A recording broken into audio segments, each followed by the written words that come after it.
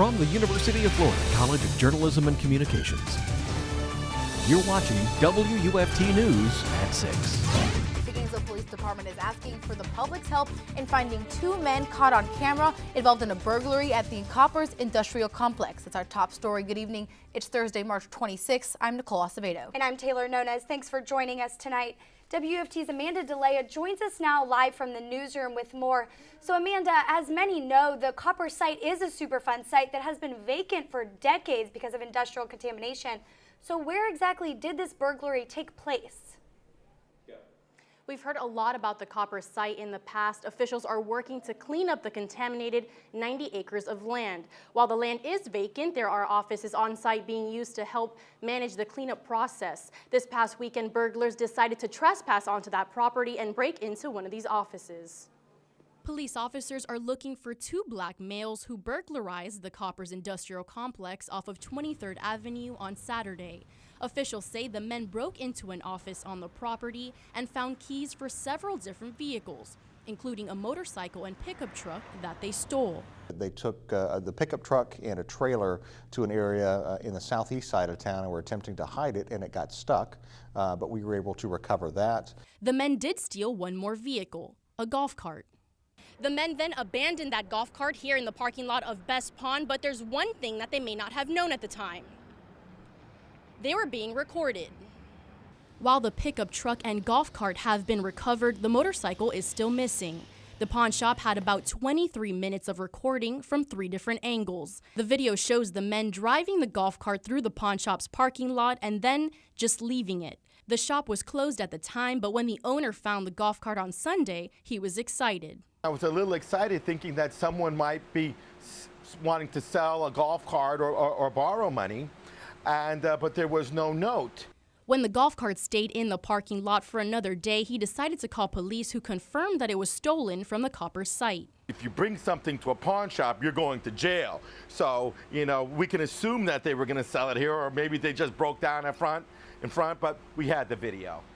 If found, the men face multiple charges. A burglary of a structure, grand theft auto for the vehicle and for the motorcycle, and then there'll be grand theft for the golf cart as well. Forensic evidence is being used as well to help find the thieves. If they're clumsy enough to let themselves get on video, maybe they're clumsy enough to leave some fingerprints or some DNA evidence behind that can lead us into more of a direction. Investigators are hoping that someone will recognize the men from the surveillance video. If you have any information about the case, you can call the Gainesville Police Department. Reporting from the newsroom, Amanda DeLea, WUFT News. All right, thank you, Amanda. Well, Florida County health rankings have now been released and say there are improvements to be made in Union County. Union County ranked last in the state on health outcomes, and some local residents think it's because of a lack of healthy options for eating out. Others were not surprised by the ranking and said poor economic factors and lack of fitness options are also contributing to this problem. On the other end of the spectrum, Alachua County ranked 18th in health outcome and number 2 for health factors. Insiders say this is a result of collaborative efforts and support throughout county leadership. Well, it's no surprise most areas in north central Florida have seen a lot of rain today. I know it was pretty wet outside this morning. That's right. Your forecaster Morgan Falcon joins us live now from McKeithen Stadium for a look at the conditions before tonight's baseball game. Good evening, Morgan. Good evening, guys. I'm live here at McKeithen Stadium. Now, we are feeling a couple drops, but for the most part, staying dry out here. So the game is scheduled to start at 7 o'clock. The Gators getting ready to take on Alabama. But let's take a quick look at radar right now. There are storms on radar. Stronger storms are moving out of Union Baker, moving northwest at 30 miles per hour. A larger area of rain in Dixie County right now and west of the Nature Coast. That's going to be moving through the north central Florida area later on tonight. Small cell right now in Marion County as well. But hour by hour showing us moving down through the 60s. Rain chances do bump up with another chance of rain later tonight. I'll get to that later on in the show. And I spoke with game officials earlier. Like I said, the game is scheduled to start at 7 o'clock, but there could be a delay as that rain moves through by 8:30 tonight. Back to you. All right, thank you, Morgan. Well, city leaders are reviewing a proposed state law that could change who makes decisions about Gainesville regional utilities. And if passed, that measure would allow the establishment of a new committee, the Gainesville Regional Utilities Commission. And now PDK Sherwood joins us now in the studio. So, Peter Gay, what power would this committee have if that measure is passed? Well, ultimately, they can establish budget, propose rates, and, have power over utility charges. The measure is an effort to lower consumers' utility bills, taking concerns and problems to the committee instead of Gainesville City Commission. The bill will turn over power of GRU to the Gainesville Regional Utilities Commission and establish GRUC as an independent utilities commission. The House bill is gaining support. Today's meeting outlined who would be qualified to serve on this board. However, some question the language of the bill. So technically speaking, this would be a dependent board since the city commission has absolute control of who's on it. The board would consist of 5 members appointed by the City Commission and 3 non-voting members who would be appointed by GRUC. The GRUC would meet separately on every 4th Monday of the month or as needed, and the committee could request joint meetings with the Commission. I would really like this body to develop its independence and its ability to develop a lot of credibility in the community. I think having its meetings separate. It was suggested the commission members would be trained to function in their new roles. So we really need to put some power and strength into the planning of the agenda, maybe paralleling like what we do on the year where we're, as we're approaching our budget season now, those should automatically be in a schedule that just gets filled in. If passed, the economic impact statement projects it will cost $160,000 to pay the new commissioners. If approved by state lawmakers, the law would have to be voted on by Gainesville residents. The bill has already been passed through the Local Government Affairs Committee by unanimous vote and has passed the Energy and Utilities Subcommittee by 8-3. It heads to the Local and Federal Affairs Committee next.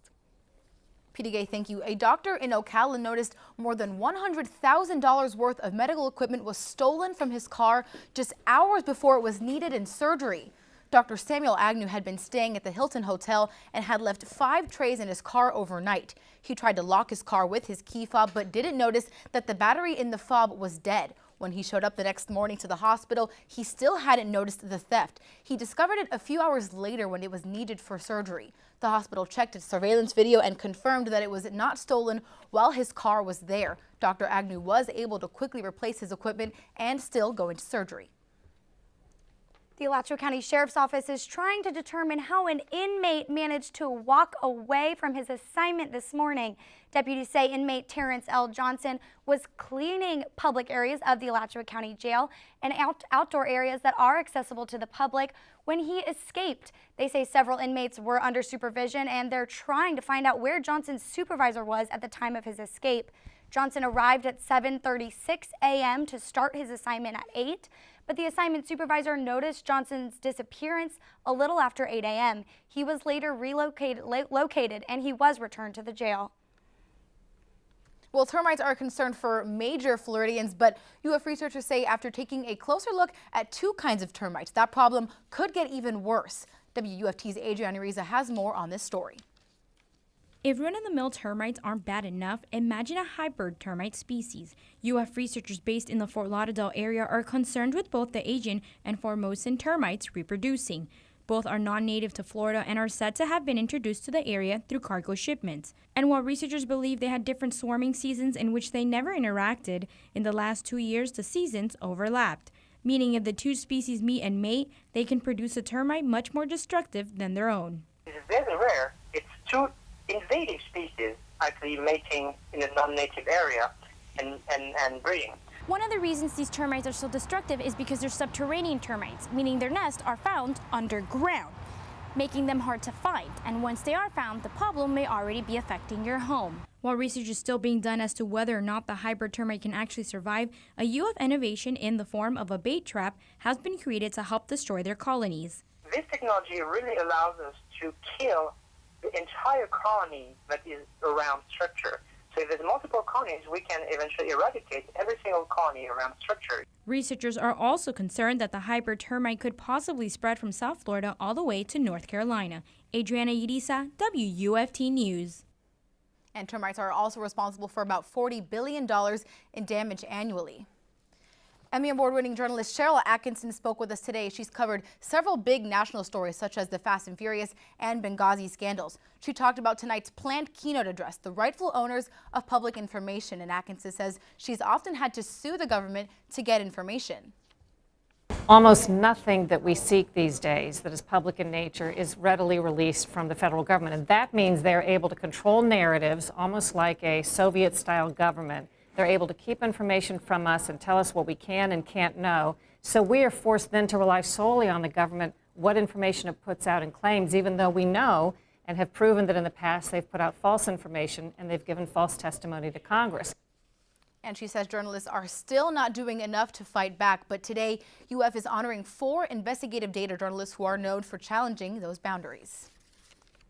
WUFT News at 6 is just getting started. Coming up, a fire in New York City consumes multiple buildings, causing one of them to collapse. Plus, the U.S. is now involved in airstrikes against ISIS in Tikrit. Those stories and more coming up after the break. We'll be right back.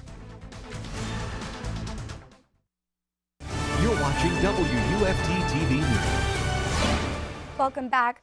Mobile phone video captured the scene of a 5-alarm fire in New York City shortly after it broke out this afternoon. Thick plumes of smoke billowed from the first floor of the building in Lower Manhattan as fire trucks arrived. A witness reported hearing an explosion that shook everything just before that fire started. Fire officials say one building collapsed and another is still burning. And families across Arkansas and Oklahoma are cleaning up right now after their first major strike of the tornado season. This tornado was not as bad as others the last couple of years, but the devastation clearly shows how intense the storm was, and now in neighborhoods, many of them are without power. Again, the most severe damage came as a powerful twister ripped through the Tulsa suburb of Sand Springs. It shattered a community of mobile homes, killing one of the residents trapped inside. A few miles away, there were no serious injuries when a gymnastics studio collapsed with 60 to 70 people inside. Clearing away the debris is going to take weeks, and the rebuilding and recovery will take much longer. A bomb threat brought the murder trial of former NFL player Aaron Hernandez to a standstill today as the courthouse was evacuated. A security officer says a bomb threat was called in to the main phone line. The building was evacuated and officials performed a search. The threat was deemed not real. It is not known if the threat was specific to the Hernandez case, and the trial resumed at 2 p.m. Hernandez is on trial for the murder of Odin Lloyd. And now the father of one of the 3 American victims of the plane crash in France spoke out about his son today. Robert Tansel Oliver is a 73-year-old English teacher who was born in New York and has lived in Barcelona since 1966. His son, Robert Oliver Calvo, was 37 years old, born in Barcelona, and is an American citizen.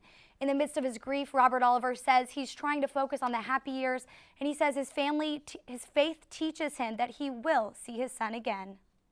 Some people feel better getting closer to where their loved ones might be.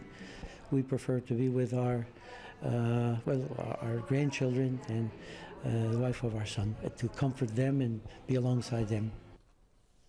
And we are now learning more details about what actually happened over the air in France on that fateful day, including some breaking news from CNN that says the plane's autopilot was programmed to change altitude from 38,000 feet down to 100 feet. And that's according to data gathered from the aviation data website. And French authorities say they believe the Germanwings plane was downed deliberately. This dramatic update comes just days after the crash that killed 150 people. An audio recording retrieved from the plane's black box captured frantic screams during the victims' final moments. Now, a federal prosecutor says the plane's co-pilot was alone at the controls when the plane began its descent, and the captain was locked out of the cockpit. The co-pilot is shown here in this photo, identified by a German newspaper. The Department of Defense has also released video showing airstrikes against ISIS targets near the Iraq city of Tikrit. The video you're seeing now shows 2 airstrikes, the first on an ISIS compound and the second on a bridge controlled by the extremist militants, all in an attempt to liberate the city. Tikrit has been the focus of an intense offensive by Iraqi security forces and Iranian-backed Shiite militants. The U.S. has not been a part of the operation until yesterday, since Iraqi forces had been handling the situation and predicted a quick victory after partnering with Iran. Now the U.S. joined in support of what's called a stalled Iraqi ground offensive to force ISIS out of that city. And thousands of people gathered in Yemen's capital today to protest airstrikes by Saudi Arabia against the Shiite and Houthi rebels.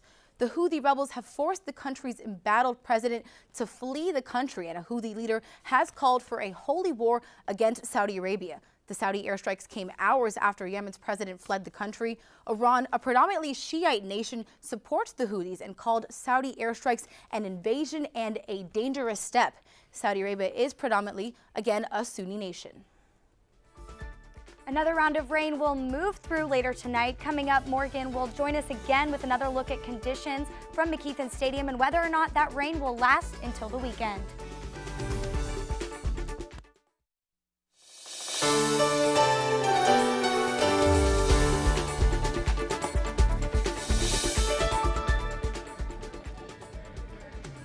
Welcome back. I'm still here at McKeithen Stadium. Dry conditions right now, well, with the exception for a couple droplets of rain that we've been feeling out here, but the Gator baseball team is still getting ready to take on Alabama. That's at 7 o'clock, so that start time still the same. Earlier, stronger storms moving to the northeast of the area. Now our attention on the large line of rain and some thunder along the Nature Coast. It's moving in a bit faster at 35 miles per hour, so a brief shower is possible in Gainesville over the next hour, so we could see a possible delay with that game. Bulk of heavier rain, though, is now expected to arrive between 7:30 and 8 here in Gainesville. Ocala closer to 8:30 or 9 o'clock tonight. Hour by hour, this is showing our temps holding in the 60s overnight tonight. Rain chances also bumping up a little bit earlier than we originally expected. The highest chances 8 o'clock till 3 a.m.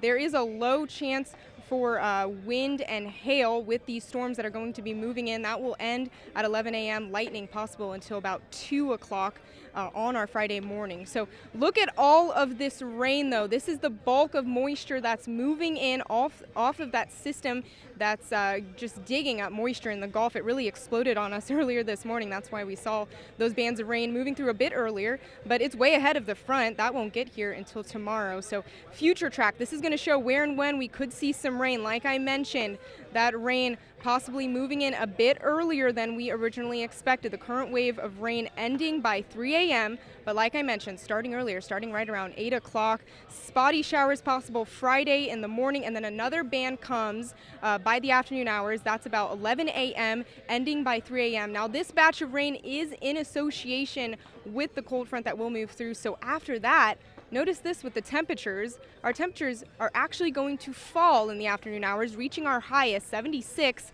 right at noontime, and then falling through the afternoon hours to near 70 by the evening commute. But the good news is we should be dry, so as the Gators get ready to take on, to head back out to the McKeithen Stadium tomorrow night at 7, I think the game is a go-ahead for that, as all areas should be dry, really just a little bit cooler. So the weekend in Gainesville, after we get through a rainy Friday, the cold front brings chilly temperatures. So if you made plans to go to the beach, you might want to go ahead and cancel those, because you might need to grab your jacket instead of the swimsuit, as temperatures are in the 60s. Spotty showers Friday in the morning. Greatest chances, like I mentioned, between 11 ending by 3 a.m. and then falling temperatures overnight after that cold front moves through. So cooler weekend ahead. We bounce back on Monday with temperatures getting back to near average, and then we see the 80s again on Wednesday. So still dry right now here at McKeithen Stadium. As far as we know, the game is still set to start at 7 o'clock. Back to you guys. All right, thanks, Morgan. Well, the Gator basketball season is over, but some big news today is putting UF through a different kind of March Madness. And with more on that, we bring in Joel Sebastianelli. The Orange and Blue are looking to put this disappointing season behind them, right? But guard Michael Frazier II may be leaving them behind. Reports say that Frazier might be headed to the NBA draft. We'll have the latest on what this means for UF. That's coming up next on Sports.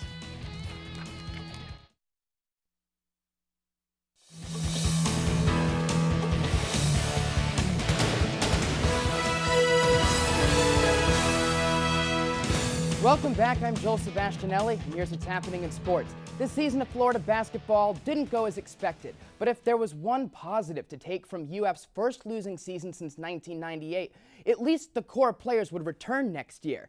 But the Gators said so on to just 2 players on senior night. And surprisingly, reports say they're now saying farewell to junior guard Michael Frazier.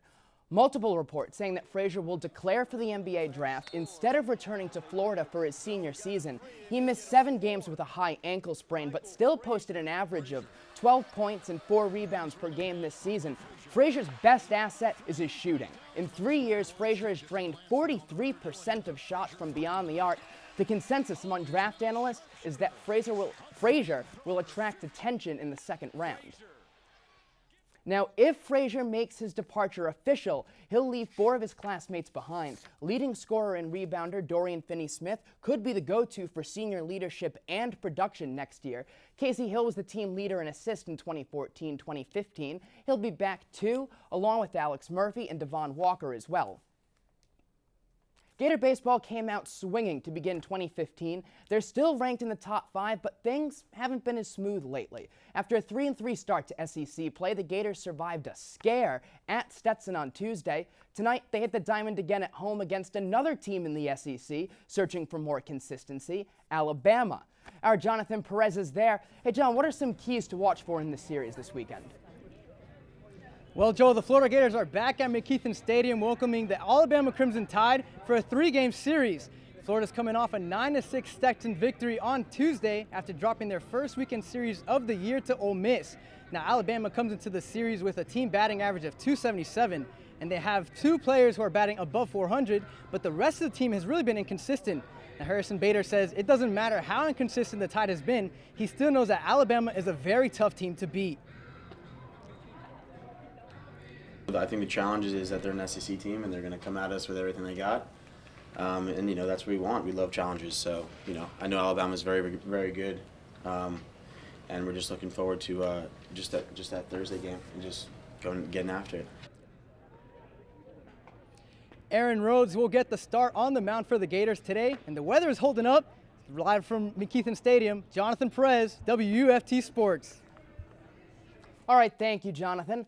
The college basketball landscape is constantly evolving, especially come tournament time, too. Low seed shook up the early rounds of the tournament again this year, but all season long, and for most of the last 70 years, one constant is that Kentucky is great. And in 2015, they've been absolutely flawless.